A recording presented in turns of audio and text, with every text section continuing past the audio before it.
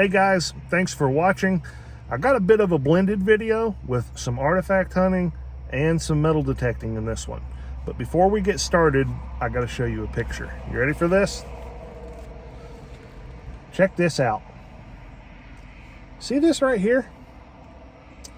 I dug this piece about 3 years ago. All broken up. All these little pieces were kind of separated. And for 3 years, I have wondered what this came off of. And as I'm going through this book, now I get to see it. Now that makes me think that this piece is still laying out there somewhere. So today, I'm going back to the site. I don't know if you're going to see anything from that hunt because I may or may not find it, but I'm going back because I think there's more to this story. Where did I find this picture? I found the picture in this book, From the Ground Up by Christopher Altman. Now I'm going to show you some more pictures that are in this book because I want you to understand why I'm even talking about it. This book is a really, really valuable resource if you are a metal detectorist. Whether you're starting out or whether you've been doing it for a while, it doesn't matter. The book contains what I think is the best, most comprehensive list of items that metal detectorists tend to find. And, you know, there are those items that, hey, nobody hardly outside of metal detectorists even know what they are. If you got into a crowd of 100,000 people and said, ox knob, toe tap, 3 Merry Widows, the vast majority of those people are going to have no clue what you're talking about. Chances are the people that do are probably metal detectorists, because we dig these items regularly. Well, when you're starting out detecting, that's part of the problem, is that you don't necessarily know what you're finding all the time, and sometimes you can make a mistake and end up throwing something away that later on you wish you'd held on to. When I started detecting, I wanted this comprehensive list, and I couldn't find it because I didn't know about this book. Now I do, and I'm sharing it with you. It's a book that I wish that I had from the get-go. Now, if you've been detecting for a long time, I'm telling you what's going to be fun about this book. You're going to go through it, and you're going to check off every single item that you found. And you're going to be looking at some items that you hope to find, right? Christopher sent me this book, and I'll be totally honest with you. If the book had been boring, you wouldn't be seeing it on this channel. The only reason you're seeing it, I'm not selling it. He didn't ask me to put it on the channel. He just sent me the book. You're seeing it because I really enjoyed it. Great color photos throughout and great stories. You're going to find yourself laughing. This is not one of those boring how to metal detect, very detailed guides that talk about how metal detectors work. I don't care how a metal detector works. I'm happy with it being a magic machine that finds me treasure. That's all I need to know. But what I'm finding, I want to know as much about that as I possibly can. And this book is going to be a valuable resource in that department. So be sure to check the link in the description to the video if you're interested in getting your copy. And guys, when it comes to artifact hunting, especially plowed up ground, this is prime. This is absolutely the best. So I've been through this garden 3 times and found a few things, but we got a great rain today. Good soaker. The ground is still wet, so the dirt's nice and dark, and that makes all the right colors really show up well. So this is I don't know, maybe 50 steps into the hunt so far. Piece of blade, piece of flint, piece of quartz, and I got something really interesting. I just scared the bejesus out of myself. I stepped right on that sucker. Look at that snake skeleton. Man, it's got to be a big black snake. That sucker is every bit of 4.5 feet long. But do you see what's laying right there next to it? Look how well that point shows up. And that's one of those nice woodland points That would have been a very long point, it looks like. That would have been an incredible hole. Missing a little bit of an ear too. It's that nice reddish quartz. That would have been really spectacular. But man, it shows up well. So if I can avoid stepping on a live snake, I have high hopes for today. And it's not going to get much better than this here. Well, check this out. I thought for sure that was a faker. I mean, I knew it was flint. They don't leave a whole lot of big flint laying around. But look at it. Unfortunately, of course, the plow got a hold of it. But look at this thing. It's so weird. Look at that. That is a great example of them using a flake, and that's mostly naturally, I don't say naturally formed. That's one solid flake. So this was driven off something, and they came through and picked it up and said, maybe I can make a little point out of that. And so we see a couple, 2, 3, they didn't try hard, 2 or 3 flakes there, and this tiny little stem. And if you look back here, you can see the small flaking around the backside to form that stem. That is actually a really cool piece. I love that. Not sure that ever saw a day of use, but they tried.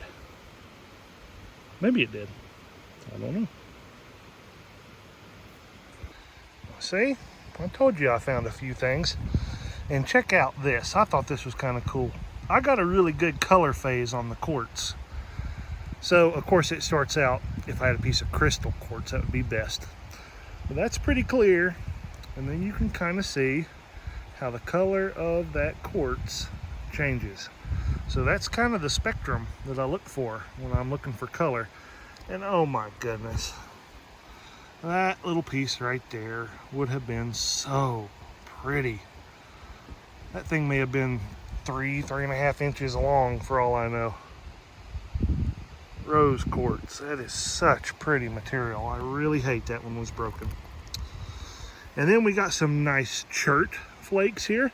Got a little bit of color phase in that too. You can see the gray stuff and the darker stuff.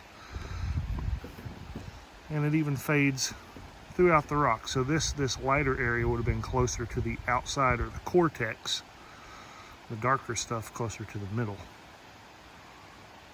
That's a cool little piece in my book. And I found a couple big chunky pieces of it. Don't find much of that. But this is kind of a good example. You can see how the outer edges of the rock are more coarse and gritty. Then once you start getting into the heart of that material, a lot of times it increases in quality. Gets that waxy look to it. And guess what? Found another piece of that red stuff. I have never found it like I'm finding it this year. It's not much, but I got one even better than that. And guys, if you watched my last video, I had questions about this material. What is it? Where did it come from? Well, I found a piece today that I think might just give me the answer. Look at this flake of that red stuff. Now, check this out.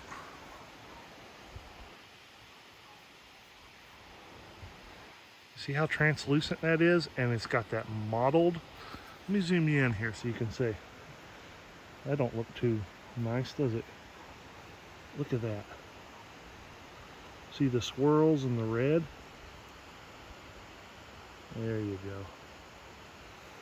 Guys, I think that gives me the answer, because I have seen material like that when I was looking online trying to figure it out.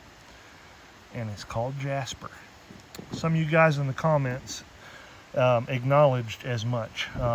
Somebody said, you know, it looks like a rough form of jasper, and you can see this piece is more gritty than this piece is. This is some pretty good quality material. So I got hope. Man, I might find a really pretty artifact made out of jasper, and that would make my day.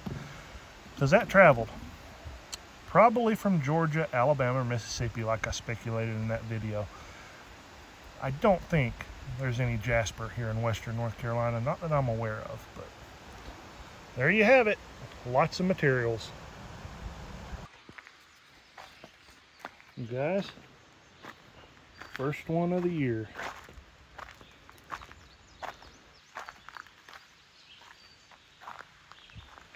Got another car coming, so I'm gonna get him out of the road.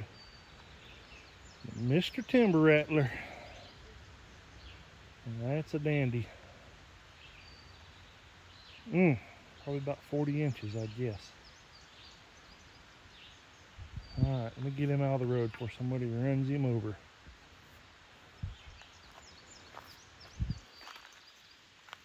Come on. Ooh. Come on. Get out of the road.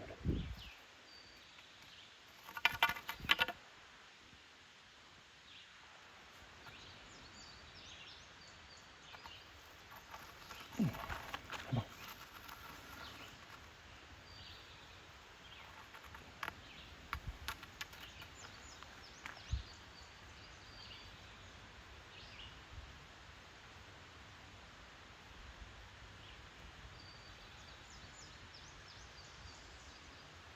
That's a good size one.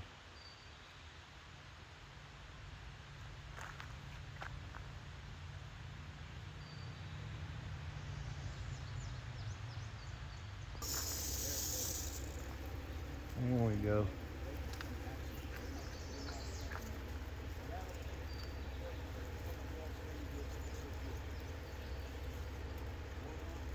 All right, he's safe. Well, this is going to be the first time I could ever say this, but I'm actually metal detecting my own yard, at least for a little while. So this is the house that we're staying in while our other house is getting built, and it was built in the late 50s. And I just found something in the front yard. I'll take it. Nothing beats getting to detect your own yard. All right, Jax, what did we get? Wheat penny. Wheat penny. Yeah. 1954 wheat penny. Right off the front steps. First find. Hopefully there's something more. All right, second target is this interesting little deal. So 2 brass ends and a chain link. I don't know if that had something to do with like a dog collar or something like that. Not sure at all what that is. There might be something written in that little recess. I'll have to clean it out. Nah, don't look like it. Just looks like it's hollowed out. I don't know. Let me know if you know what that is. Did you get it? I don't think I did. Man, that's awesome, except for one thing. Nope. What's next to you? Yep, we got to do something with that. So, plug's gonna have to come back out. Dirt's got to go back in the hole. All right, me and Jackson tag teamed this one, and we don't know what it is, but Jackson just figured out how it went back together. Got a little bit of a heart in it, and it says SPORN, and I have a feeling there's another letter, but I don't know what it would be. Kind of reminds me a little bit of like a necklace. Jackson says necklace, I say like overall slide, but it's kind of funny shaped. And yeah, kind of cool though. There was 2 pieces to it. Yep, you got the first and I got the second, right? Yeah. All right, guys, I'm back at a place I call the Weedy Graveyard, and that's because the only thing I've ever found here is wheat pennies, and I found a bunch of them, and that's weird, because normally when you find wheat pennies, you find at least a silver, but they're all wheat pennies, and they're all from the 50s, and they're all that bright red color. I think I found a couple from the 40s, but you know what? It's one of the few places I got to dig right now, so I'm gonna take a wheat penny and be happy with it. Let's see if I got a few more. It'd be a good test for the Equinox because, man, I pounded this with the AT Pro and it's pretty trashy in here. So it's doing good sniffing that out. All right, I got another. Pretty sure that one was on edge. Looks like the old 50s wheat penny if I had to guess though.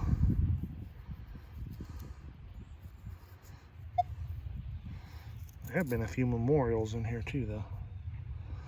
And that's one of them. 1972.